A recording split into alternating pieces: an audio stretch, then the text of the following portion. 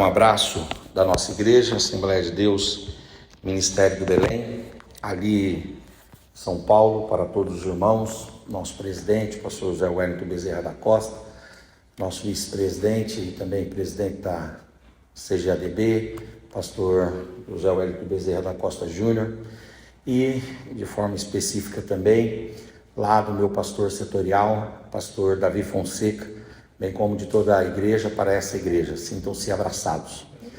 Quero louvar a Deus pela vida dos jovens e pela liberdade que nos dão aqui para que falemos a palavra de Deus. Eu quero ler Efésios capítulo 4, versículo 1, carta do apóstolo Paulo. Tem um material que vai ser projetado. Os irmãos também receberam um material em PDF no grupo dos jovens e também na lista de transmissão. E enquanto eu estiver falando, o material vai ser projetado aqui. Os irmãos receberam também um bloco de notas para fazer alguma ponderação, podem fazer aí. E a nossa ideia é contribuir com a compreensão desse tema, o tema sobre a vocação no reino de Deus. Efésios 4:1 diz assim: rogo-vos, pois, eu, o prisioneiro do Senhor, que andeis de modo digno da vocação a que fostes chamados. Ontem nós trabalhamos o significado de vocação a partir das expressões em hebraico do Antigo Testamento. Depois trabalhamos a origem da palavra vocação e chamado a partir de expressões em grego do Novo Testamento. Depois falamos um pouco a respeito da origem e do significado do que é ser vocacionado a partir da expressão em latim vocare ou vocatio. Depois eu trouxe para os irmãos uma síntese da história do desenvolvimento do pensamento cristão, falando sobre como que a vocação foi tratada pela história da igreja, começando pelo período dos pais, passando pela igreja medieval, a igreja dos pré-reformadores, dos reformadores, dos avivalistas, dos pentecostais, neopentecostais e a igreja contemporânea. E depois eu trouxe, fechando 2000 anos de história da igreja, alguns posicionamentos de teólogos e de homens dignos de serem ouvidos ao longo da história da igreja. E hoje nós vamos falar a respeito de um tema muito importante, que é, uma vez tendo compreendido o conceito de vocação, agora uma segunda pergunta, que é: quem é o vocacionado? E eu quero falar sobre as características essenciais que são facilmente percebidas na vida das pessoas vocacionadas na Bíblia.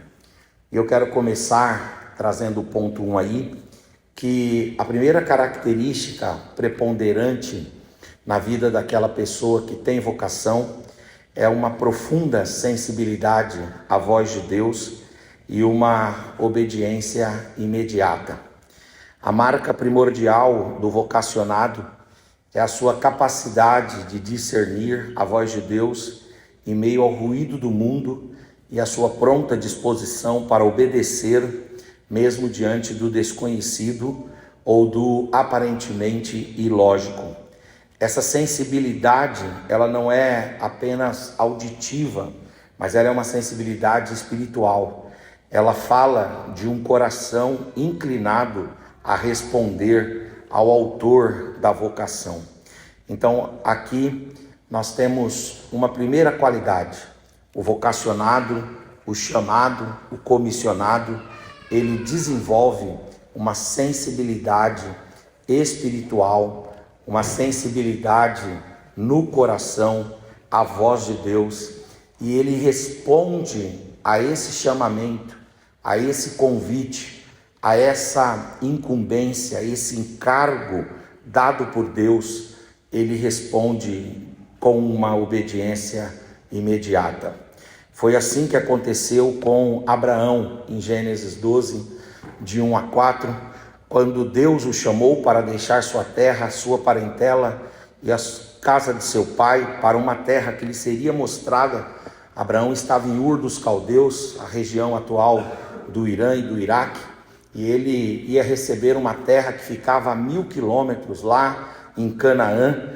E quando ele ouviu esse chamado de Deus para deixar a terra, para ir para um lugar que ainda seria mostrado, o Abraão, ele teve sensibilidade e ele partiu como o Senhor lhe dissera. É isso que diz o texto de Gênesis 12, diz que Abraão então partiu.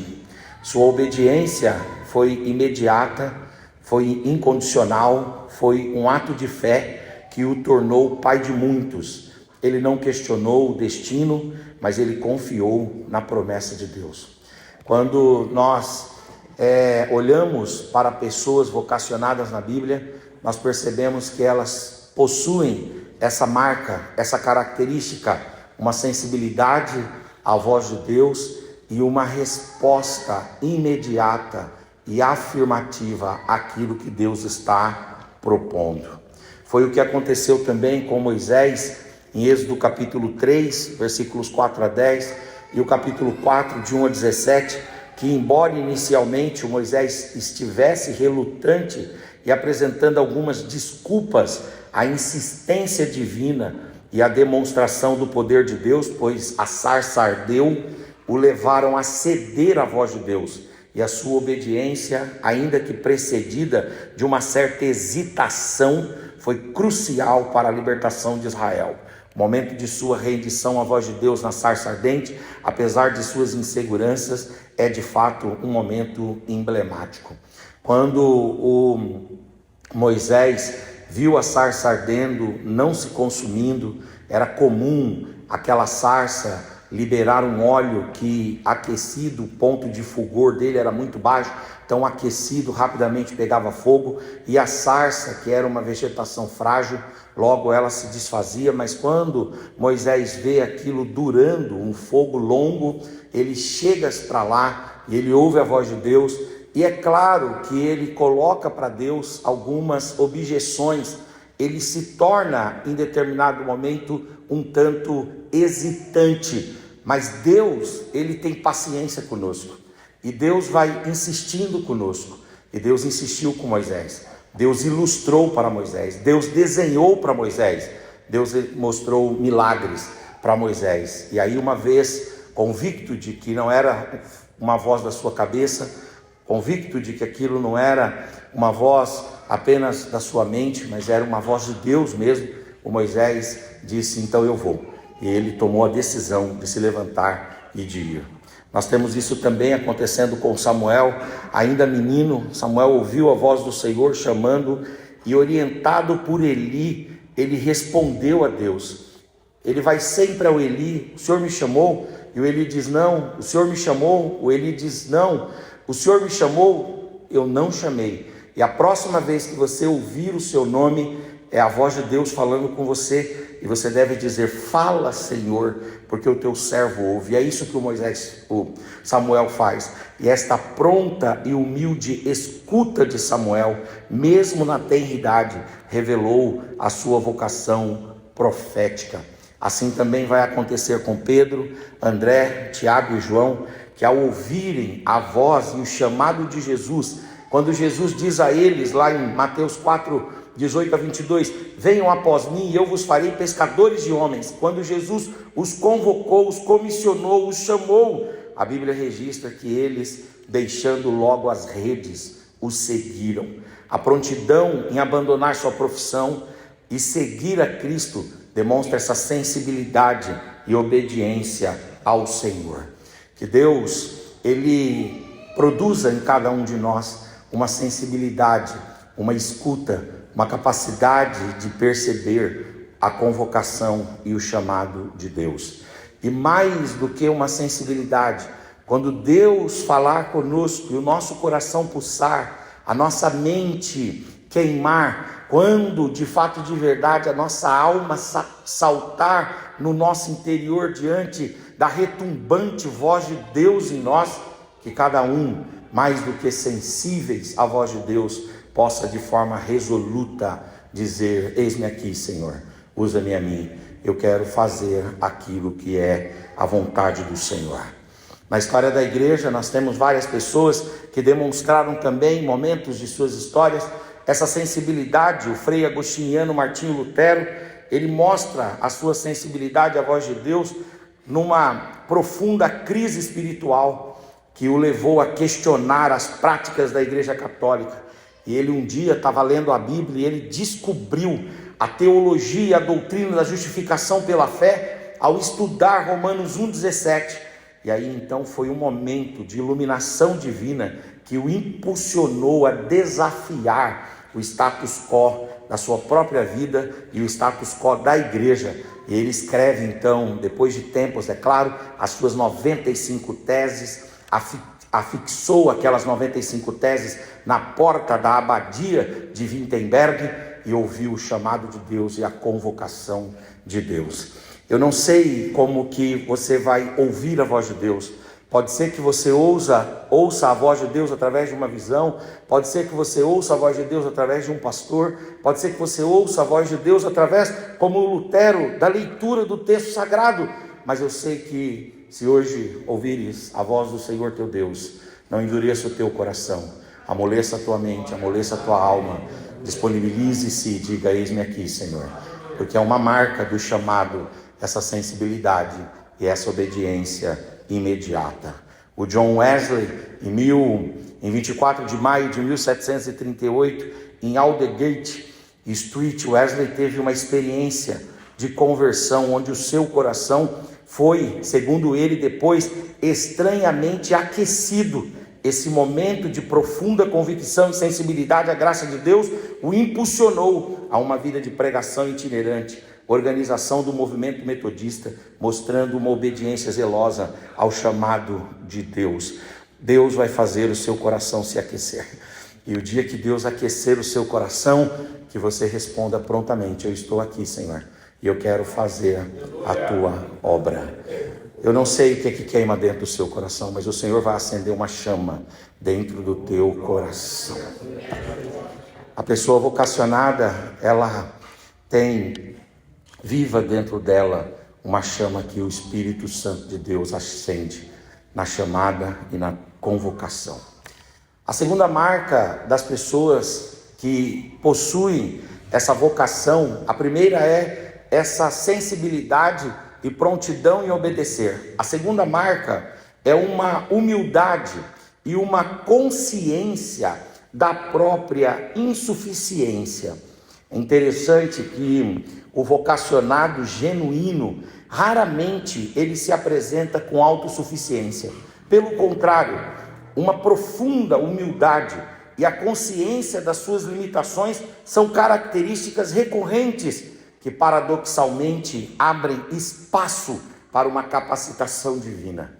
Quando Deus nos chama, quando Deus nos vocaciona, quando Deus nos comissiona, quando Deus dá para nós uma obra, um encargo, uma atividade, a pessoa que verdadeiramente é vocacionada, ela não se sente pronta, ela não se sente capaz, ela não se sente reunindo todas as capacidades, ela não se sente habilitada, ela não se sente instrumentalizada, ela se sente inútil, ela se sente fraca, ela se sente incapaz, ela se sente vazia, ela se sente desarmada, desmuniciada.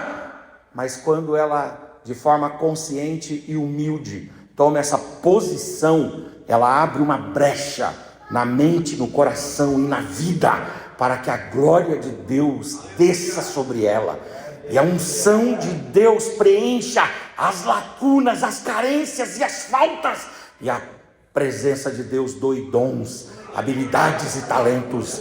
E aí essa pessoa que é insuficiente, que é limitada, que é em certo aspecto despreparada, ela recebe de Deus uma capacidade para fazer obras extraordinárias. O Moisés, ao ser chamado para libertar Israel, ele exclamou dizendo: quem sou eu para ir a Faraó e tirar do Egito os filhos de Israel. E depois ele diz para Deus: ah, Senhor, eu não sou um homem eloquente, nem de ontem, nem de anteontem, nem ainda de agora, depois que falaste ao teu servo, e eu não tenho capacidade. Por quê? Dizia Moisés: eu sou pesado de boca e pesado de língua. A sua percepção de inadequação, embora resistida por Deus, revela uma humildade profunda. O Moisés não se sente eloquente, capaz, habilidoso, ele não se sente preparado. Essa expressão língua pesada, alguns dizem que Moisés, ele era um indivíduo de fala difícil, ele era um indivíduo ignorante. Outros dizem que ele era um indivíduo que tinha uma dificuldade na fala, ele tinha a língua presa. Não sabemos exatamente o significado, o que representava para ele, quando ele disse: eu não sou capaz de falar. Mas nós sabemos que o que ele está fazendo ali é demonstrar essa humildade que é própria de todos os verdadeiramente vocacionados. Eu não sou capaz de realizar, eu não tenho em mim as habilidades, eu não tenho em mim as capacidades, eu não tenho em mim as faculdades, eu não tenho em mim as prerrogativas, eu não tenho em mim o que é necessário. Aí quando a gente faz isso de forma real, genuína, verdadeira, honesta, íntegra, e Deus encontra em nós verdadeira humildade, os céus se abrem e Deus nos capacita. Isso vai acontecer com Jeremias também. Jeremias 1,6, diante do chamado profético, ele vai responder: ah, Senhor Deus, eis que eu não sei falar, eu sou apenas uma criança. A sua juventude e inexperiência o fizeram sentir-se incapaz, mas Deus o assegurou que a presença de Deus nele daria para ele capacitação. Quando nós recebemos de Deus uma vocação e nós somos honestos com a nossa própria realidade, a nossa postura é de humildade, é de humilhação e é de assumir que nós somos crianças. Quando Jeremias diz: eu sou uma criança, é claro que ele está dizendo: eu sou novo demais.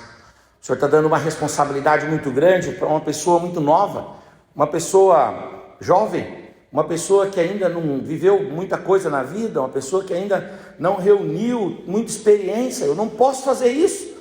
Mas aí Deus olha para ele e diz: ô Jeremias, essa sua humildade não é o seu defeito, essa sua limitação não é o seu problema, essa sua humildade, essa sua limitação é a oportunidade que eu tenho para trabalhar através da sua vida e operar uma grande obra que não vai resultar em reconhecimento e glória para você, mas vai resultar em reconhecimento e glória para o meu nome, não ao nome do homem, mas a Deus. O apóstolo São Paulo, em 1 Coríntios capítulo 15, versículos 9 e 10, em Efésios 3:8, apesar da sua vasta erudição e zelo, Paulo se via como, ele se diz, o menor dos apóstolos. Ele dizia: eu não sou digno de ser chamado apóstolo. E ele justifica dizendo: porque eu persegui a igreja de Deus. E em outro momento ele diz: a mim, o mínimo de todos os santos, me foi dada essa graça de anunciar entre os gentios as riquezas inescrutáveis de Cristo. A sua humildade diante da graça recebida é notória. Paulo, ele vai falar a respeito dessa sua capacidade, da sua insignificância. Ele vai falar: eu sou o menor dos apóstolos. Depois ele vai melhorar a sua compreensão sobre si mesmo e ele vai dizer: eu não sou digno nem de ser chamado apóstolo. E depois ele vai dizer: eu sou o menor dos santos. Enquanto Paulo diz: eu sou o menor dos apóstolos, eu nem sou digno de ser chamado apóstolo, eu sou o menor dos santos. Por outro lado, escrevendo a Timóteo, ele vai começar a relação dele com Timóteo dizendo: eu sou um pecador.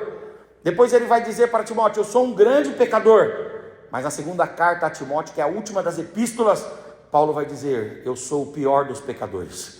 Paulo diz: eu sou o pior dos pecadores, eu sou um grande pecador, eu sou pecador, eu sou o mínimo dos santos, eu não sou digno de ser chamado apóstolo, eu sou o menor dos apóstolos, eu persegui a igreja de Deus, eu não sou capaz de abrir a minha boca e falar do amor de Deus e da graça de Deus, eu não consigo. Mas é exatamente nessa sua fragilidade, nesse seu quebrantamento. É exatamente quando ele está ao quebrado, fragilizado, humilhado, superado, vencido, que a graça de Deus superabundou em sua vida. E Deus fez dele um homem poderoso em palavras e em obras. Aqui está uma marca extraordinária dos verdadeiramente vocacionados. Os verdadeiramente vocacionados são pessoas humildes, que colocam-se à disposição do reino de Deus e dizem com honestidade: eu não sou capaz, Senhor, eu não posso, Senhor, não dá para mim, é maior do que eu, é mais forte do que eu, é mais poderoso do que eu, é mais exigente do que eu posso entregar, não é para mim. E aí quando você acha assim, então Deus vai olhar e vai dizer: você é um incapaz mesmo, um inútil mesmo, um imprestável mesmo. A graça de Deus olha e diz: está aí o seu sucesso. É na sua fraqueza que eu te faço forte. É na sua humilhação que eu te exalto. É quando você vai lá para o último lugar da fila que eu vou abrindo caminhos e veias, sendas e rupturas e vou colocando você nos primeiros lugares. Deus deseja vocacionados humilhados. São Francisco de Assis, um dos pré-reformadores, ele viveu no século XII e ele renunciou à riqueza e ao status social para viver uma vida de pobreza e serviço, seguindo o chamado de reconstruir a igreja. Ele ouviu de Deus: reconstrua a igreja. E ele então disse: olha, como é que eu faço isso? Vou abrir mão das minhas riquezas, vou abrir mão da minha fortuna. Ele era comerciante, muito capaz, e ele abriu mão disso para servir ao Senhor. A sua humildade e identificação com os pobres e marginalizados são marcas da sua vocação. O momento em que ele se despoja das suas vestes diante do bispo, simbolizando uma renúncia ao mundo, é um exemplo vívido. Ele chega diante do bispo e diz assim: eu tenho essa capa aqui que é caríssima, poucos empresários podem conseguir uma capa dessa, mas eu quero servir ao Senhor numa vocação que Deus me dá, que é atender pessoas marginalizadas, pessoas discriminadas, pessoas escanteadas, pessoas segregadas. E ele então rasga as suas vestes. Não é que a gente precise fazer isso literalmente, mas o que está por trás desse fato é uma postura de humildade. Que Deus quebrante o nosso coração e nos dê humildade. Em nome de Jesus. É também marca, em terceiro lugar, daqueles que são vocacionados, uma perseverança diante das adversidades e uma grande e inabalável fé. A vocação divina não isenta o chamado vocacionado de provações. Ao contrário, muitas vezes, quando nós somos chamados e vocacionados por Deus, as provações são intensificadas. O vocacionado, no entanto, ele demonstra uma resiliência notável, uma perseverança alimentada por uma fé inabalável nas promessas de Deus e no poder de Deus. Essa é uma outra marca de pessoas vocacionadas de verdade. Diga comigo: convicção. Diga comigo: convicção. É uma marca do vocacionado. Deus dá para ele uma convicção.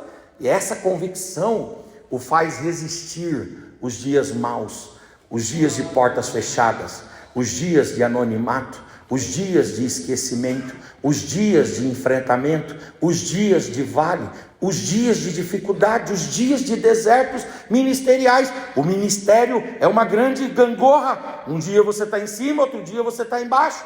Um dia todos te querem, outro dia você é escanteado e jogado de canto.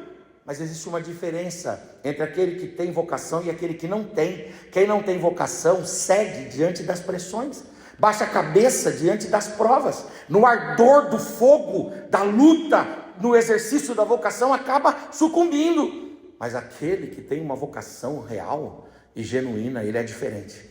Ele tem uma convicção no seu interior, e essa convicção o torna imparável. Ele vai resistindo a tudo, ele vai enfrentando todos, e a mão de Deus vai trabalhando e sustentando, e vai alimentando através da sua palavra, e ele vai conseguindo subsistir às dificuldades, às contingências, aos problemas, aos vales, aos desertos do ministério. É muito bom nós aprendermos com Jesus. Alguém disse que o ministério de Jesus é marcado por 3 bebidas. A primeira bebida é a água. quando Jesus vai exercer o seu ministério por necessidade. A segunda bebida é o vinho, quando Jesus vai exercer o seu ministério por prazer e o povo tem prazer nele. É o ano da popularidade de Jesus. Mas a terceira bebida é o vinagre e o fel, que é o final do seu ministério, onde ninguém quer beber aquilo, mas ele é obrigado a beber.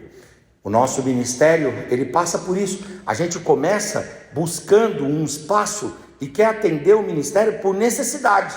Mas depois, quando a gente vai fazendo as coisas com brilhantismo, com excelência, com denodo, com entrega, com profundidade, com razão, com lucidez, aí as pessoas começam a nos valorizar. E a gente ganha nome, a gente aparece no cartaz, a gente é chamado, a nossa agenda enche. Nós somos convidados, tem gente que paga avião, hotel para nós, no final nos abençoam, compra o nosso material. Você está no auge da sua popularidade, mas não perca de vista esta realidade. Como disse Salomão, considere o dia mau. O dia do vinagre e do fel vem. E quem é que é vocacionado de verdade? Não aquele que vive o período da água, da necessidade, porque no estado de necessidade qualquer um pode ser útil. Não aquele que vive apenas o momento do glamour, porque para aparecer e para figurar no cartaz, qualquer um pode ocupar aquele espaço. Mas a verdadeira vocação, ela se mostra no momento do amargor, do fel, no momento do vinagre, no momento da dificuldade. Mas se você aguentar firme, a sua vocação será aperfeiçoada, o seu ministério será aperfeiçoado, a sua chamada será aperfeiçoada, e você vai ver o nome de Deus sendo louvado na sua vida. Convicção, Deus nos dê convicção. O José, conforme Gênesis 37 até os 50, desde ser vendido como escravo, injustamente preso, até se tornar governador no Egito, José enfrentou inúmeras adversidades. Sua fé e perseverança em Deus, mesmo nos momentos mais sombrios, foram fundamentais para o cumprimento da vocação de Deus na sua vida, para preservar a sua família, para preservar o povo de Deus, a linhagem de Jesus. O momento em que ele interpreta os sonhos de Faraó, revelando a sabedoria de Deus, é um ponto alto de sua perseverança. E eu acho muito bacana quando lá em Gênesis 41, José vai se apresentar para os seus irmãos, e aí os irmãos vão e perguntam: quem é você? Ele não tinha falado ainda. Aí ele vai e se revela. Ele diz: eu sou José. Quando ele fala eu sou José, o nome dele tinha sido mudado por Faraó. Faraó dá um outro nome para ele, mas ele não apresenta-se com o nome que Faraó deu. Ele apresenta-se com o nome que os irmãos dele o conheciam. Ele diz: eu sou José. Ele é governador e ele diz: eu sou José. Quando ele saiu de casa, ele é o José. E quando ele está agora governador, ele continua o José.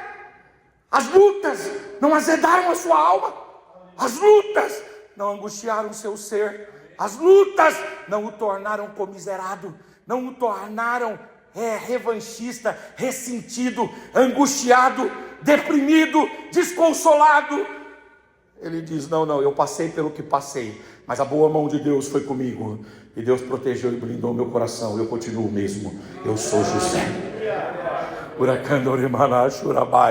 Deus vai conduzir você, aleluias, pelos rios mais profundos, pelos rios mais caudalosos. Deus vai conduzir você, aleluia. A vida ministerial não é fácil. Tem dia que a gente está em cima, tem dia que a gente está embaixo, tem dia que a gente tem o púlpito, tem dia que a gente tem o deserto, tem dia que a gente aparece, tem dia que a gente fica na geladeira, mas aguenta firme.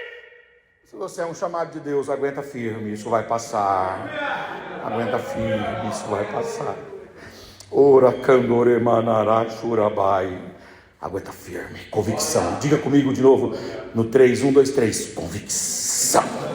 Diga forte, convicção, é isso que eu preciso ter, convicção. O Davi, ungido rei ainda bem jovem, passou anos fugindo de Saul, enfrentando perseguições e perdas. A sua fé em Deus, a sua perseverança em meio às provações, o prepararam para o trono, para ser um homem segundo o coração de Deus. O episódio de sua vitória sobre Golias, quando ele confia plenamente em Deus, é um exemplo de sua fé e de sua perseverança. O Davi, ele passa por muitas situações, entre o momento que o Samuel derrama sobre ele o azeite, e até o momento que ele é ungido rei em Hebrom. Passaram-se muitos anos, foram muitas aflições, muitas angústias, muitos dissabores. O Davi, queridos irmãos, enfrentou a inveja, ele enfrentou o ciúme, ele enfrentou a espada e a lança de Saul, ele enfrentou os inimigos. Teve um dia que ele teve que se fazer de louco, ele começou a babar pelo canto da boca para conseguir subsistir. O Davi perdeu boa parte da sua juventude correndo de perseguições infundadas, de injustiça sem causa. Mas lá no final, aleluia, glória a Deus, ele pôde viver a promessa de Deus e pôde exercer aquilo que Deus tinha para ele. Não baixa a guarda, diante das portas fechadas, não baixa a guarda, não baixa a cabeça, não deixe o seu coração se desanimar. Receba de Deus força e graça para você se tornar perseverante, persistente, insistente no seu ministério, em nome de Jesus. Na segunda carta de Paulo aos Coríntios, no capítulo 11, versículos 23 a 28, Paulo ele vai falar sobre as suas dores, as suas angústias, e ele vai dar uma narrativa de que ele sofreu quarentena, ele sofreu naufrágios, ele foi preso, ele passou por lutas e de adversidades. Mas quando ele escreve tudo isso, aliás, ele escreve para a igreja de Corinto. É interessante isso aqui. A primeira carta de Paulo aos irmãos de Corinto, ela se perde. A segunda carta de Paulo aos Coríntios é aquilo que nós temos na nossa Bíblia como primeira carta de Paulo. E a terceira carta de Paulo é o que nós temos na Bíblia de segunda carta de Paulo. Então, na segunda carta de Paulo, que é o que nós temos na Bíblia, ele faz uma defesa do seu apostolado. E sabe qual é a imagem que os irmãos de Corinto têm de Paulo? E eles deixam transparecer essa imagem, eles deixam transparecer essa caricatura que eles criam de Paulo. Eles dizem assim: Paulo é habilidoso, é jeitoso nas palavras escritas, no texto ele é muito bom, mas a sua presença é desprezível. Ele diz: os irmãos me julgam e falam que de escrita eu sou bom, mas quando eu vou manifestar a minha presença, eu sou de presença desprezível. Mas nada disso o fez parar na carreira. Quando ele escreve para Timóteo a sua segunda carta, depois de ter aberto igrejas, evangelizado todo o mundo antigo, depois de ter escrito pelo menos 14 cartas, o apóstolo Paulo vai e diz: eu combati o bom combate, eu acabei a carreira e eu guardei a fé. Que Deus te dê essa graça, nos dê essa graça de perseverarmos nos dias difíceis na vocação, em nome de Jesus. Graças a Deus. Dietrich Bonhoeffer, eu já falei para os irmãos sobre ele ontem. Ele foi um homem extraordinário e ele viveu no período da Segunda Guerra Mundial. Ele era um pastor luterano e ele exercia o seu ministério na Alemanha, e ele enfrentou o regime nazista, e é claro que ele sentiu-se chamado a resistir o mal, mesmo que isso custasse a sua vida, como custou. A sua perseverança e sua convicção teológica e ética o levaram à prisão, e finalmente ele foi executado, mas ele demonstra uma fé inabalável e uma obediência radical ao chamado de Cristo para fazer e cumprir a sua vocação. Sabe o que o Dietrich Bonhoeffer começa a fazer? Ele fica responsável pelo setor de documentos, e os judeus perseguidos pelos nazistas, os judeus começaram a ser levados da própria igreja dele, e ele então, sabendo que ele podia fazer alguma coisa, ele vai lá no setor de emissão de documentos, e ele começa a emitir documentos para os judeus. E ele emite documentos para que os judeus consigam sair do país e ser salvos. O Dietrich Bonhoeffer salvou muitos judeus de serem dizimados no grande holocausto da Segunda Guerra Mundial. É claro que um dia o regime nazista o descobriu, ele foi condenado, ele foi preso e depois ele foi enforcado. E como queriam dar exemplo com a vida dele, colocaram fogo Se um dia você tiver a oportunidade de ler sobre a biografia de Dietrich Bonhoeffer, você vai ver um homem extraordinário que enfrenta o nazismo, um regime totalitário, para cumprir a sua vocação e cumprir o seu chamado. Deus quer que a gente persevere diante dos reveses. Nós não vamos navegar só em águas tranquilas no ministério. Nós não vamos navegar só em ondas pacíficas no ministério. Nós vamos enfrentar às vezes o mar bravio, mas os verdadeiros vocacionados se erguem, se levantam e de forma perseverante, com fé inabalável, dizem: eu sei da minha chamada, eu sei quem me chamou, eu creio que Deus vai me sustentar. Corrie ten Boom, cristã holandesa, que junto com a sua família trabalhou contra o regime nazista, escondeu os judeus durante a Segunda Guerra Mundial. Ela foi presa, enviada para os campos de concentração, mas lá no campo de concentração, sabe o que Corrie ten Boom fazia? Não sei se você já leu algum livro, alguma biografia sobre a Corrie ten Boom. Ela reunia os judeus e ela dizia: vamos orar a Deus. Por quê? Porque se Deus não livrar a gente, nós que estamos aqui, pelo menos os nossos irmãos, Deus vai dar um jeito de livrar. Ela morreu servindo, orando e sendo uma promotora de esperança mesmo no campo de concentração. Aqui está alguém que tem vocação de verdade. Não espere tempos tranquilos na sua chamada, um tempo pacífico em todos os momentos. A vida da gente é feita de altos e baixos, é feita de vales e de montes, e de vez em quando você vai passar pelos vales sombrios, pelas noites densas e escuras, pelos desertos áridos, mas se lembre, Deus nunca te deixará. Aquele que te chamou é poderoso para te conduzir em triunfo. Deus te conduzirá em triunfo. Quarto lugar, é uma marca também, é uma característica daquele que é chamado, uma paixão pelo reino de Deus e um grande zelo pelas almas.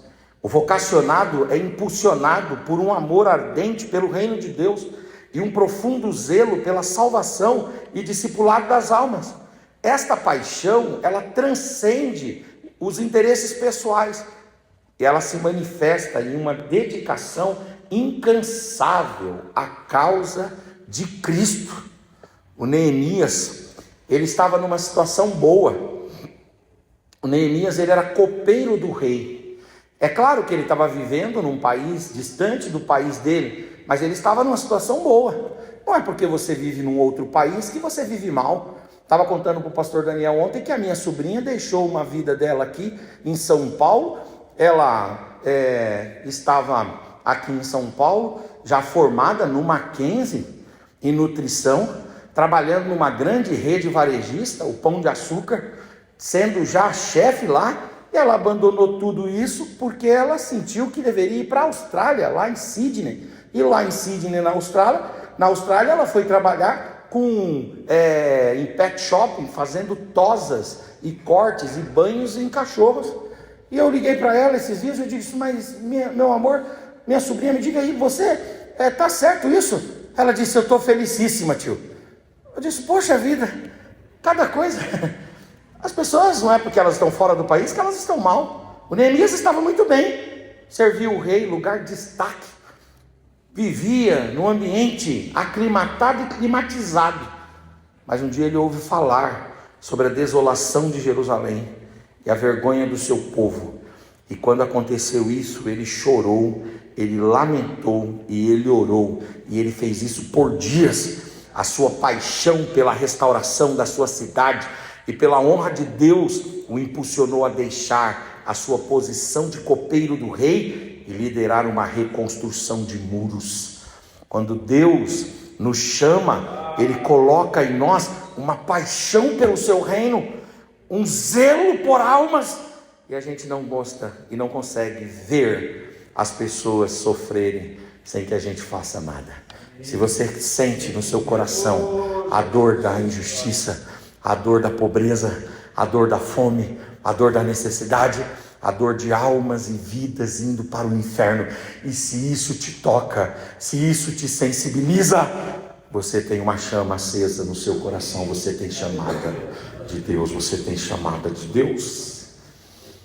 Se você não consegue dar uma garfada em paz na sua comida, sabendo que tem tantas pessoas passando fome, e naquela hora você muda a sua oração e não ora só por ti, dizendo: Senhor, abençoa a minha comida, mas você diz: Senhor, lembra daqueles que não têm.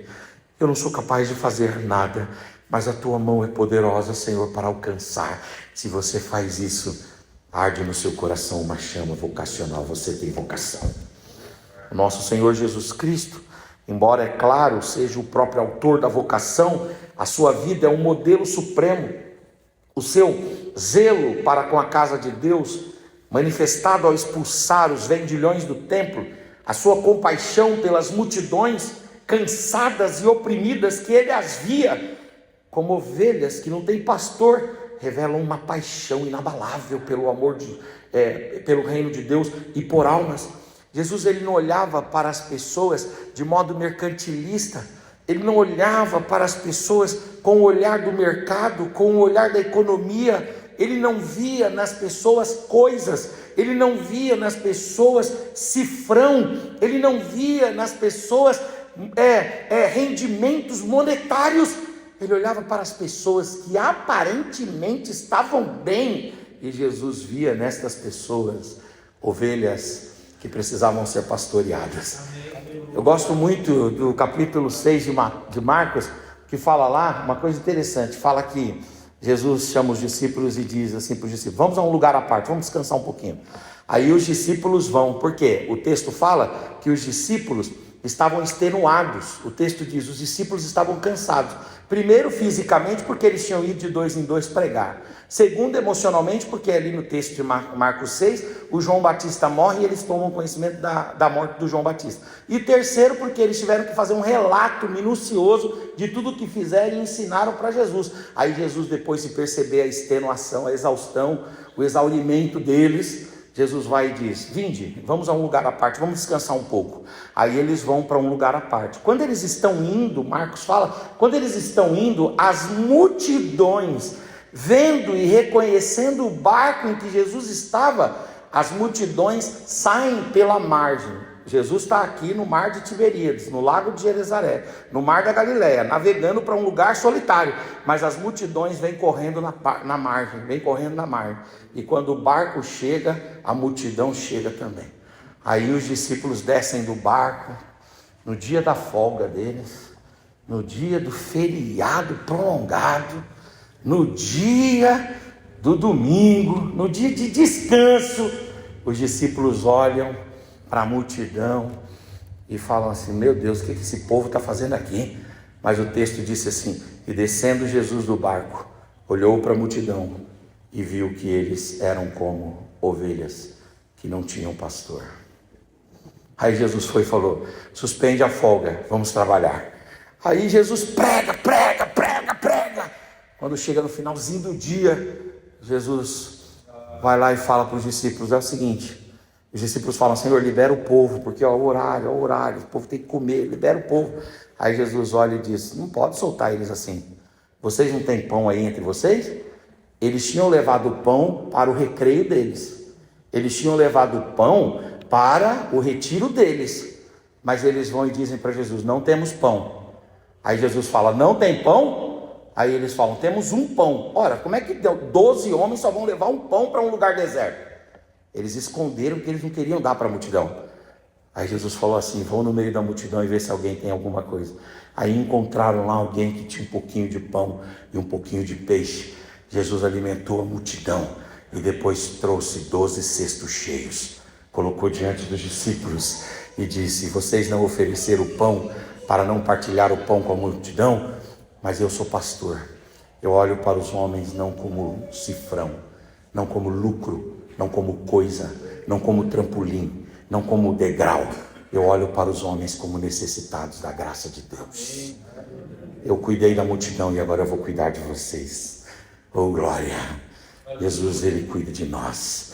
E essa ardente, aleluia, esse desejo e essa ardente vontade de que o reino de Deus seja protegido, de que as almas sejam salvas, manifesta a vocação poderosa de Jesus. Que Deus faça o nosso coração queimar. Eu vou dizer uma coisa, eu gordinho, eu gosto de comer, hein? Gosto de comer. É difícil, quando eu estou com fome é muito difícil.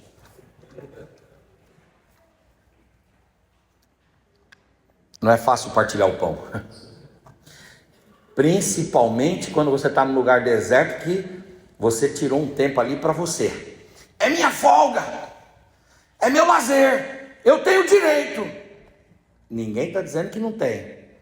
Mas o Espírito de Jesus é um Espírito que coloca a necessidade dos outros acima das suas próprias necessidades. O interesse dos outros acima dos seus próprios interesses. E Jesus cuida. George Whitefield, eu gosto muito dessa história. Um dos principais pregadores no despertamento. Ele era conhecido por sua paixão avassaladora pelo Evangelho. Seu estilo de pregação dramático e convincente. Ele pregou a milhares de pessoas, muitas vezes ao ar livre, movido por um intenso zelo pela salvação das almas. Tem uma história que diz que o George Whitefield, ele, quando terminava a pregação, não tinha energia, então usavam vela. Aí ele terminava a pregação, despedia dos irmãos, e ele morava numa casa assim, em cima da igreja. E tinha uma escada que ligava à porta da casa dele, que ele subia. Ele então estava subindo, só que quando ele começava a subir, um irmão ajudante dele lá, acendia uma vela nova, colocava num candeeiro e dava para ele, para que ele pudesse se guiar pela escada, e quando chegasse na casa dele, ele pudesse entrar com aquele candeeiro aceso e iluminar a sua casa. Mas os irmãos da igreja, ávidos por querer compreender mais sobre o Evangelho, a cada degrau que o George Whitefield ia subindo, os irmãos iam parando e fazendo perguntas para ele. Depois de pregar muito, suar, se desgastar, quando ele estava subindo, ele parava degrau por degrau e ia respondendo às indagações dos irmãos, ia discipulando os irmãos. Quando ele chegava lá em cima, a vela que tinha sido acesa embaixo já estava acabando. Aí alguém dizia: você não se arrepende disso? Aí ele diz: eu queria ter mais vela, para que eu pudesse pregar mais e anunciar mais a palavra de Deus. Em nome de Jesus, deixa o Senhor acender uma chama no seu coração esta noite. A palavra de Deus diz, irmãos, que os homens de Deus vocacionados foram homens que não tiveram suas vidas por preciosa. Deixa gastar a sua vida por amor ao Senhor, pela causa do reino, por almas, por vidas, pela pregação, pela evangelização, pelo serviço. Disponibilize a sua vida para o Senhor e fique tranquilo, Deus vai honrar a sua vida, Deus vai cuidar de você e Deus vai cuidar da tua casa. O Charles Haddon Spurgeon, o príncipe dos pregadores, ele era um homem de profunda paixão pelo Evangelho e pelas verdades reformadas. A sua dedicação à pregação, ao ensino e à escrita, mesmo em meio a uma doença, demonstrava um zelo incansável pelas almas e pela edificação da igreja. A esposa do Spurgeon, ela escreveu uma obra. Um dia, se vocês puderem conhecer essa obra, é muito boa. E esta obra, ela procura responder qual a causa da morte do Spurgeon. O Spurgeon, ele era gordinho, igual eu, assim. E ele desenvolveu uma úlcera. E aquela úlcera foi evoluindo até que o levou à morte. O Spurgeon, ele pregou ele morreu com 54 anos. Morreu novo. E quando ela diz por que ele morreu com aquela doença, por que aquela úlcera, aquela enfermidade estomacal, intestinal, por que aquela enfermidade tirou a sua vida, ela explica que ele passava dias, 2, 3, 4 dias, confinado no seu gabinete, lendo, estudando, rascunhando, escrevendo, relendo, escrevendo, relendo, refazendo, até que a mensagem estivesse pronta. Ela disse, olha, ele demorava 4 dias, ele ficava sem comer, depois ele sentava e comia tudo de uma vez. Então o estômago dele foi passando por essa dificuldade, mas ele fazia tudo isso por amor ao reino de Deus e por amor ao Senhor.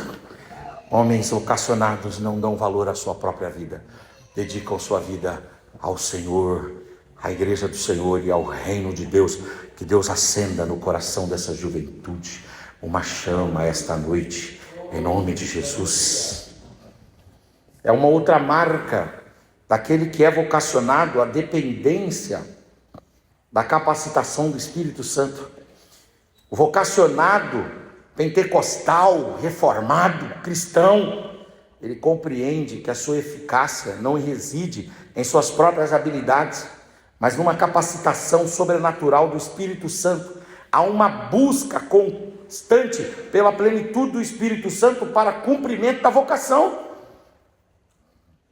Quem é vocacionado de verdade busca do Espírito Santo um revestimento, busca do Espírito Santo capacitação. Os discípulos em Atos, conforme Atos 1, 8 e conforme Atos 2, de 1 a 4, foram instruídos por Jesus a permanecerem em Jerusalém, até que do alto eles fossem revestidos de poder, um poder do alto.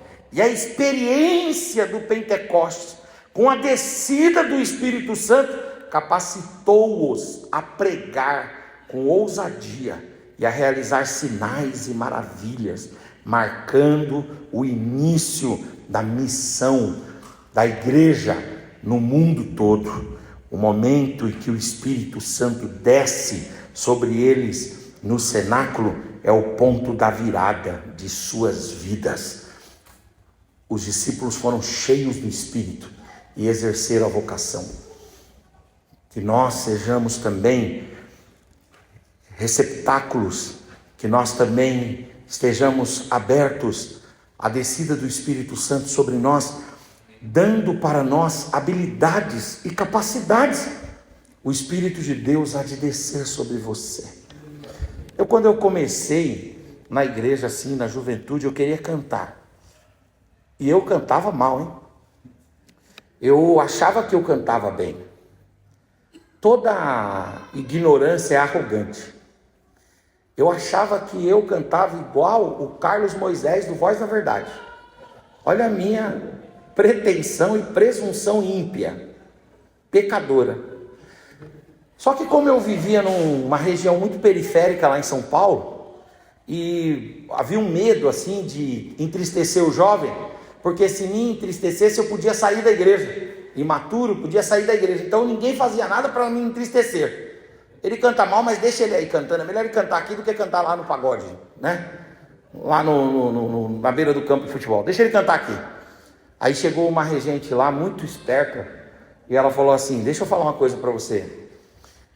É que ela percebeu que eu estragava a apresentação dos jovens no domingo à noite. Aí ela falou assim: deixa eu falar uma coisa para você. Você já cantou em coral? Aí eu enchei, né? Puxa, ela tá me achando um coralista. Aí eu nunca cantei, mas trabalha esse tema. Aí ela falou: porque eu observando você cantando, eu percebo que você canta baixo. Aí eu baixo? Aí ela falou: é, uma voz forte, grave, você tem uma voz boa, você canta baixo. Aí eu disse: ah, que bom, então, puxa, descobriram o meu talento, graças a Deus vou agora ser promovido, que bom. Aí ela disse: vem na semana aí, no ensaio. Aí eu fui no ensaio. Quando cheguei lá, ela falou assim: você canta baixo, você lembra que eu conversei com você? Eu falei: sim. Aí ela falou: então, agora você vai lá para trás, lá, bem lá para trás. Aí eu: pronto, bem lá, mais para trás, isso, vai bem lá, isso, vai lá. Aí, isso, aí, beleza? Fica aí. Aí eu: e aí? Aí ela disse: agora canta. Aí eu comecei a cantar, todo mundo cantando. Aí ela: você canta baixo. Aí eu fui baixo. Teve uma hora que eu estava cantando só balbuciando. Ela não deixava eu cantar. Você canta baixo. E eu estava na igreja, pedindo a Deus uma orientação. Jovenzinho, querendo ser usado por Deus e útil em alguma coisa. Um dia um irmão tem uma visão comigo. Ele chega para mim e disse assim: Henrique, eu tive uma visão com você. Eu falei: é mesmo? Qual foi a visão? Cantar já não deu certo, eu fracassei. Aí ele falou: a visão foi a seguinte, eu via você já assistiu aquele episódio do Pica-Pau, que a cabeça do Pica-Pau infla assim, né? Aí eu falei: nunca assisti. Ele falou: tem um episódio do Pica-Pau que a cabeça do Pica-Pau vai inchando. Eu vi você no púlpito e a sua cabeça foi inchando. Eu falei: e aí? Sua cabeça tomou todo o púlpito. Aí eu: e aí? Macrocefalia, o que aconteceu? Aí ele falou assim: não, Deus colocou uma palavra na minha mente para entregar para você. Deus vai ungir você e você vai ensinar pessoas. Deus vai levar você longe, Deus vai abrir sua mente para que você aprenda a palavra dele. Aí eu comecei a buscar o Espírito Santo. Senhor, me batiza, Senhor, me batiza, Senhor. Aí eu vim para a igreja. Vim para a igreja nada. Eu fiz todo tipo de coisa que me mandaram. Eu queria ser cheio do Espírito Santo. O irmão falou para mim, você tem que falar glória. Aí eu, mas como que é? Ele falou, não, você vai para a igreja, você fica falando glória o tempo todo. Aí eu, mas eu canso de falar glória. Aí ele, mas você tem que falar glória. Aí eu, como que é isso? Ele, vai falando glória. Eu, glória, glória, glória, glória, glória. Eu, glória, glória, glória, glória. Não funcionou. Chegou um pastor lá um dia na minha igreja. Vem aqui os jovens que Deus vai batizar com o Espírito Santo. Aí ele pegou o microfone assim, ele ia na cabeça dos jovens, ele veio assim, colocou a mão na minha cabeça e ele falou uma língua. Ele falou, vou repetir o que ele falou, repita comigo, te canta labacia. Aí eu, te canta labacia. Aí ele colocou e falou, vai falando, te canta labacia, te canta labacia. Ele queria, sabe, que eu pegasse assim, conforme fosse a fricção, sabe, pegou agora. A manivela, pega. Um dia o irmão foi e falou para mim, você precisa ir no monte, rapaz. Porque se você for no monte aí, ó, se você for no monte, aí eu fui no monte, só que aconteceu o quê? Alguém esqueceu uma bolsa no carro, e no meio da subida do monte eu tive que descer para pegar o negócio no carro. Quando eu voltei, o povo já tinha se dispersado. Eu sei que eu fui parar num lugar, porque eu ouvi um barulho, eu fui parar num lugar. Cheguei lá, tinha uma reunião de pai de santo e mãe de santo lá. Aí quando eu entrei lá com a sacola, com a Bíblia assim, aí o rapaz olhou e falou assim, meu amigo, desculpa eu falar para você, mas não é aqui. Aí eu, poxa vida, não é, né? Não é. Aí falou, aqui a gente está invocando outra coisa aqui. Aí ele falou, mas eu vou te ajudar para você não se perder na mata. Falei, meu Deus do céu, lá veio ele me levando até lá a igreja, até os irmãos lá. Não aconteceu nada. Aí eu solteiro, se eu não vou atrás mais desse negócio não. Eu não quero saber disso não. Bobeira, rapaz. Eu fui lá, fiquei falando glória, te canta labacia, não virou nada. Tinha vigília numa igreja, a minha irmã me liga, minha irmã Madalena, Henrique, vamos comigo lá na igreja? Eu falei, não, vou nada. Vai ter vigília hoje, Henrique, Deus vai batizar com o Espírito Santo. Vou nada. Ela falou, eu sei que você está buscando, Henrique, Deus falou que vai derramar sabedoria em você, vamos lá. Eu falei, vou nada, tá doida? Eu fui no monte, você sabe, né, várias vezes, até me perdi lá no meio dos espíritos lá. Outra coisa, te canta labacia, falei, glória, glória, glória, não dá mais para mim. Aí ela disse assim, vamos lá que fulana vai. Uma moça. Aí eu, opa, mudou as coisas. Deus tem seu jeito de trabalhar.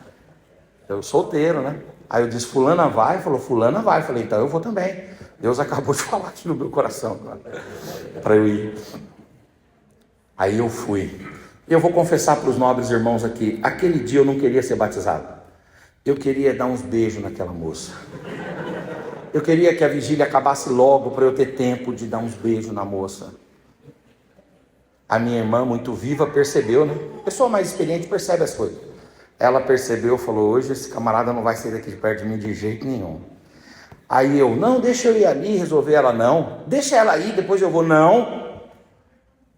Fiquei lá meio emburrado, estragando a meia-noite. E eu na vigília. Aí daqui a pouco ela disse assim, o irmão estava orando, né? Na hora da oração. Um senhorzinho, que eu nem lembro o nome, ele pegou o microfone assim, e ele disse assim, Deus falou comigo que vai batizar agora com o Espírito Santo. Você que está pedindo há bastante tempo, vem aqui na frente. Eu lá, eu não quero, hoje eu não quero, eu quero é essa moça aí, hoje não sei. A minha irmã falou, você vai sim senhor lá. Aí eu, prova tremenda, mas vamos lá. Ela me pegou, me trouxe, me colocou de joelhado. E eu confesso que eu baixei a cabeça ali e fiquei assim, quietinho lá. As orações foram acontecendo e tal. Daqui a pouco esse irmão desceu do púlpito, foi perto de mim E Deus usou ele e ele falou assim comigo no pé do meu ouvido: jovem, por que você está perdendo tempo com o mundo? Eu não tenho dito a você que vou te consagrar e vou te usar na minha palavra? Por que você está perdendo tempo com o mundo? Por que você está ouvindo tantas vozes? Porque você não busca diretamente a mim. E pare de ficar ouvindo tantos conselhos por aí, para que você saiba que sou eu que falo contigo. Eu vou selar a tua vida hoje. Quando ele tocou na minha cabeça, ele não disse nenhuma palavra. Ele só tocou na minha cabeça. E eu comecei a falar em línguas estranhas. E foi uma coisa tão interessante que eu ficava tentando compreender o que eu estava falando. E eu não conseguia compreender. E eu ficava tentando controlar e eu não conseguia controlar. Eu só recebia de Deus a virtude, a graça, o poder e a autoridade. Eu esqueci aquela moça. Nunca mais lembrei daquela moça. Aleluia, glória a Deus. Fui para o seminário, fui aprender a palavra de Deus. E Deus, através do Espírito Santo, tem me instrumentalizado. Deus vai instrumentalizar você através do derramamento do Espírito Santo. Fica de pé no seu lugar em nome de Jesus. Oh, aleluia.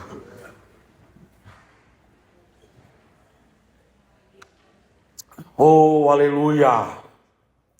O vocacionado é uma pessoa que recebe o poder do Espírito Santo de Deus na vida. Deus quer derramar poder sobre você, jovem. Deus quer derramar autoridade. Deus quer derramar talentos. Deus quer derramar dons. Deus quer derramar habilidades. Deus quer consagrar você para te usar poderosamente. Quantos querem receber da porção do Espírito aqui esta noite? Levante a sua mão, por gentileza. Oh glória, oh glória. Se você puder, pega na mão dessa pessoa que está aí do seu lado, nós vamos orar. Oh glória. E a nossa oração nesse momento é: ó Espírito, desce sobre nós aqui e nos queima, Senhor. Derrama talentos e derrama dons sobre nós. Você pode levantar a mão dessa pessoa que está aí do seu lado, como se levanta a mão de um campeão de Deus. Oh glória! Oh glória, oh glória, o Espírito de Deus vai vir sobre você. O Espírito de Deus vai se derramar sobre você. E o Espírito de Deus vai te instrumentalizar. O Espírito vai te capacitar. O Espírito vai te iluminar. O Espírito vai colocar a palavra na sua boca. O Espírito vai colocar, aleluia, glória a Deus, criatividade na sua mente. O Espírito de Deus vai dar autoridade para você. Oh glória, oh glória, oh glória, oh glória, oh glória. Uracandoremana churabacandaramai. Lamana candoremana churabai. Oh aleluia, oh aleluia, oh aleluia, oh aleluia. Deus quer derramar o Espírito Santo sobre a tua vida, sobre a vida desse seu companheiro. Esses dias eu estava numa escola bíblica dominical e eu estava lá pregando e de repente eu estava falando sobre a invasão de Nabucodonosor a Judá. Eu estava ali falando sobre a fidelidade de Daniel, Misael, Azarias, Ananias. Estava falando sobre isso. E conforme eu fui falando, o Espírito de Deus foi tomando a igreja. E de repente um pastor assim começou, um irmão no púlpito começou a falar em línguas. E ele começou a falar em línguas. E eu fiquei um pouco incomodado. Porque, por exemplo, eu não gosto muito de barulho na hora que eu estou falando. Porque eu me embaralho todo. Eu me perco, eu não consigo compreender as palavras direito. Eu tenho dificuldade de me concentrar, então eu preciso de silêncio. Mas o irmão começou a falar em línguas, e eu comecei a falar e olhar para ele, e aquele negócio, mas a igreja reagiu. Aí eu fui encurtando logo a mensagem, terminei a mensagem, sentei do lado do pastor. Quando eu fui falar mal do irmão para o pastor olhou com um sorriso e disse: rapaz, esse moço é professor de escola dominical já há muitos anos, e eu não podia levá-lo ao ministério, mas hoje, enquanto o senhor falava a palavra, pela palavra e pela força da palavra e só pela palavra, Deus está selando ele aqui. Deus derramou sobre ele o Espírito Santo e ele começou a falar em línguas aqui. E agora eu vou poder levá-lo ao ministério. É um menino que tem chamada de Deus e vai ser levado ao ministério. Eu tenho uma amiga advogada estava estudando para ser juíza, está estudando ainda, muito capaz, extraordinária, uma capacidade assim, extraordinária. E essa menina, a gente vinha conversando sempre, doutora, advogada, estudando para a magistratura, e aí a gente lá orando e conversando, de repente ela falou para mim: pastor, ora por mim, eu quero ser batizada no Espírito Santo. Aí eu falei: Deus vai batizar você. E aí eu falei: Deus vai batizar você num lugar inusitado. Aí ela disse: é mesmo? Eu falei: sim. Ela disse: está certo. Ela estava um dia indo para o fórum ali em Osasco, São Paulo, lá no Jardim das Flores, e ela estava dentro do ônibus, e ela pegou a playlist dela do Spotify e colocou uns louvores lá, e conforme ela foi ouvindo os louvores dentro do ônibus, o Espírito de Deus foi falando ao coração dela, foi quebrantando o coração dela, e ela falou que ela começou a sentir uma alegria, uma efusão no seu coração muito grande, e de repente ela começou a dar glória a Deus dentro do ônibus, a advogada indo para o fórum, candidata à magistratura, começou a sentir aquela alegria, aquele fogo no seu interior. Aí ela pegou e deu um sinal, parou no ponto de ônibus e ela desceu. E ela disse assim que ela desceu e foi para trás do ponto de ônibus. Quando ela chegou atrás do ponto de ônibus, em lágrima, ela sentiu o sorver do Espírito Santo, a graça do Espírito, que manifestou na boca dela, e ela começou a falar novas línguas, novas línguas, novas línguas, novas línguas, novas línguas, novas línguas. Ela falou que aquele dia ela teve dificuldade de ir para o fórum, teve dificuldade de fazer audiência, porque a vontade dela era parar tudo que ela estava fazendo, para ir para a casa dela, dobrar o joelho, para passar o tempo todo recebendo de Deus a virtude, a graça, a unção e a autoridade. Deus quer encher você, Deus quer dar habilidade, Deus quer dar dons, Deus quer dar vocação, Deus quer fazer você falar em línguas, Deus quer dar a você variedade de línguas, interpretação de línguas, Deus quer dar a você dom de profecia, Deus quer dar a você palavra de sabedoria, palavra de ciência, dom de maravilha, dom da fé. Deus quer usar essa geração para impactar esta cidade, fazer uma grande obra. Levante a mão dessa pessoa aí, mais alto, em nome de Jesus. E se você puder misturar isso com glória a Deus e com aleluia. Urabacanda ramachurabai.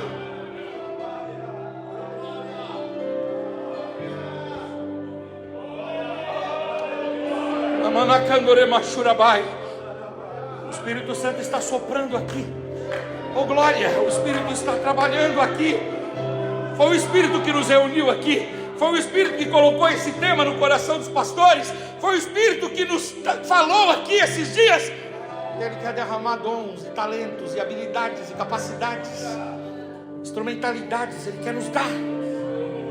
Eu acho que eu já contei para vocês em outra situação que eu vim aqui. Isso lá em Barueri aconteceu. Tinha um irmão lá, ele trabalhava no fórum. Nós já vamos orar, segura aí, desanima não. E ele trabalhava no fórum.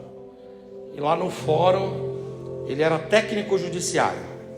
Trabalhava com a Olivetti, máquina de datilografar, fazendo despacho do juiz. E lá, a gente falava: você vai ser cheio do Espírito Santo. Sabe o que ele falava? Conversa, isso aí é pra gente de mente fraca. Eu não tenho mente fraca. Eu, Henrique Herz, não tenho. Eu sou advogado, eu tenho 4 pós-graduações, eu estou terminando o mestrado agora. Mas quando o Espírito de Deus desce sobre a minha vida, eu digo para você, eu recebo uma autoridade de Deus, de uma graça de Deus que nada é capaz de me dar. Eu não tenho mente fraca. E eu falava isso para eles, os irmãos também: Deus vai tomar você, rapaz. Deus vai tomar você. Ele dizia: não, isso é conversa, é pra gente abilolada, a gente mente fraca, a gente que não tá tantã. É mesmo? Tá bom, vamos ver.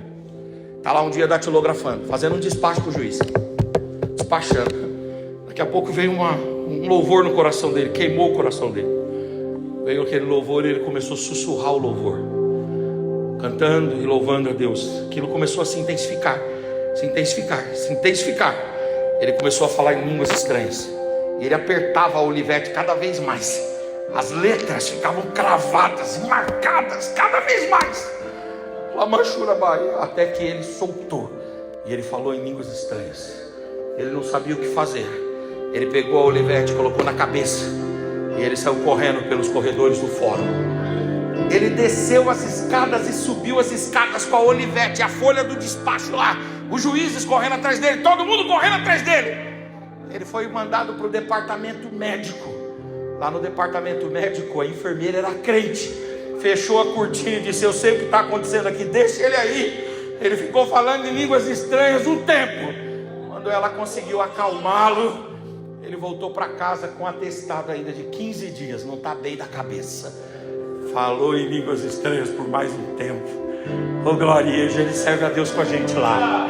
Ele foi queimado pelo fogo do Espírito. Ele foi queimado pelo fogo do Espírito. Deus vai fazer isso por você também. Pega na mão desse irmão aí em nome de Jesus e levanta bem alto. Eu não sei se é possível a equipe de louvor vir cantar aqui aquele louvor que diz que deixa queimar em nome de Jesus. É possível? Vem aqui, nós vamos orar em nome de Jesus. Oh glória, eu quero que você abra o seu coração, jovem, presta atenção. Deus vai selar você, Deus vai derramar a graça dele sobre você. E Ele vai usar você poderosamente, Ele vai usar você grandemente, Ele vai usar você com autoridade, Ele vai dar palavra para você, Ele vai dar autoridade para você, Ele vai dar habilidade para você, Ele vai dar destreza para você. Deus vai dar vocação e chamada. Deus está te chamando. Deus vai dar vocação e vai dar chamada.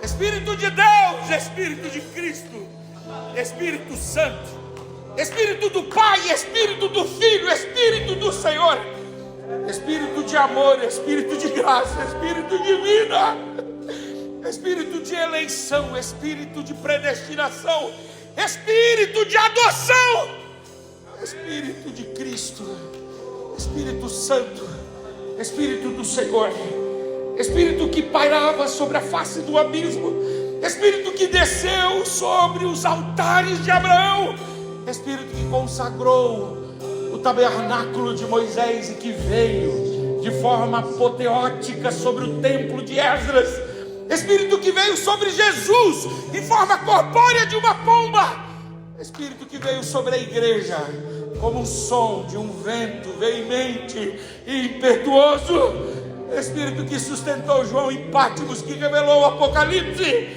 Espírito que inflamou o coração dos pais, Espírito Santo que agiu na era medieval sustentando a igreja, Espírito que levantou os reformadores, Espírito que queimou o coração de John Wesley, Espírito que inflamou o coração de Spurgeon, Espírito que incendiou a mente de George Whitefield, Espírito Santo que conduziu Daniel Berg e Gunnar Wingre para esse país, Espírito Santo que incendiou o Brasil com poder pentecostal, Espírito Santo que formou essa igreja, que reuniu esses jovens aqui e que tem falado conosco. Abre os céus agora, abre os céus, Senhor, abre os céus agora, abre os céus agora, abre os céus agora, Senhor, derrama sobre nós,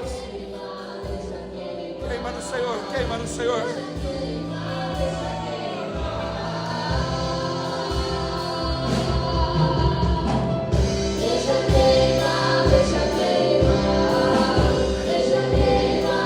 Traz línguas estranhas agora.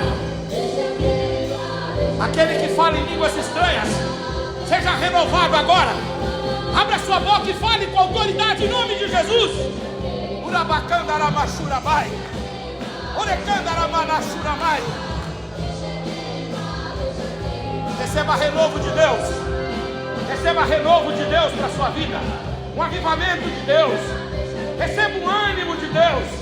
Receba a vida de Deus em você. Receba a vida de Deus. Oracandoremachurabai, Lecandoremachurabai.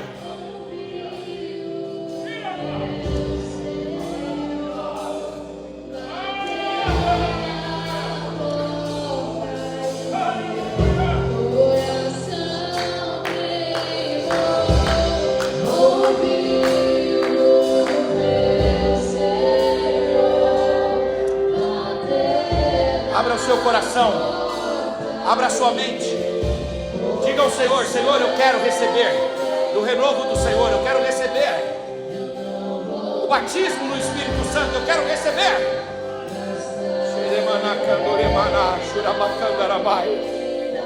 Oracandara Machurabai. Deixa queimar, em nome de Jesus, no seu coração, deixa queimar. Em nome de Jesus, em nome de Jesus. Queima, Senhor, o coração desses adolescentes. Queima o coração desses jovens, Senhor. Levanta pregadores aqui, Senhor. Levanta pastores aqui, Senhor. Líderes de jovens, Senhor. Levanta músicos, Senhor. Instrumentistas, coralistas, Senhor. Levanta pastores presidentes aqui, Senhor. Levanta, Senhor Deus, pastores distritais, pastores locais, regionais, setoriais, Senhor. Levanta, Senhor, pregadores, conferencistas, profetas, Senhor. Levanta, Senhor, engenheiros aqui, advogados, juízes, Senhor, empresários, Senhor, empreendedores, Senhor. Abençoa essa juventude, Pai, com a tua glória, Senhor.